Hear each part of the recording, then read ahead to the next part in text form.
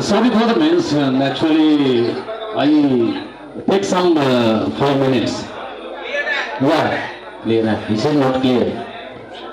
We are celebrating our 23rd anniversary of the Ekasi 1.7 මෙලොවදී හැඟුම් කරගන්නේ අතනම අපි 107 වෙනිදාගෙන අපි සාර්ථක අභිමානනීය 23 වන සංවත්සරය තමයි මේ ආකාරයෙන් සමරන්නේ. ඉතින් අද මේ සාදේ මේ ආකාරයෙන් වර්ණවත් වී තිබෙන වෙලාවක අපේ සහෝදරයන් කීප දෙනෙක් පෙළගැසී ඉන්නවා.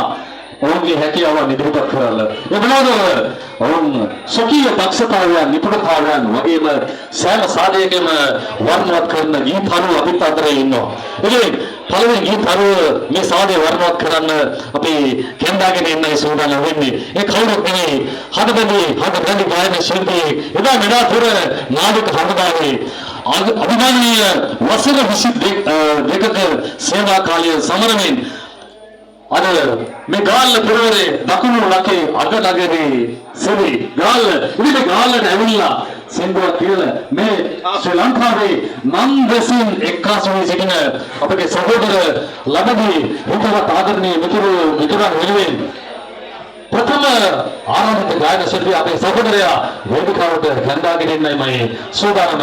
ඉතින් ඔබගෙන යමක් කියනවා නම් ඔහු සීගිරිය පුරවරේ අධ්‍යාපනය හදාරන ශ්‍රී ලංකා නාවික හමුදාවට අග්‍රගණ්‍ය සේවයක් ඉටු කරමින් ජනතාව තුළ හදබැඳි ගායන ශිල්පී ලෙස එදා මෙදා තුළ ගායන ශිල්පීන් අනුගමනය කරමින් අද ඔහුගේ ප්‍රභාවවත් ප්‍රතාපවත් හඬ පෞරුෂය මේ සාදය තුළින් අවදි කරන්නයි සුසර කරන්නයි සූදානම් වෙන්නේ. ඉතින් ඉනිමන මේ ආදරය ප්‍රසෝලිය අත්පොලසම් හඬවැද්දේ අත්පොලසම් හඬක් වඩි. All right.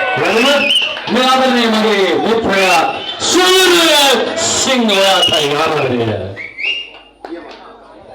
Thank you very much.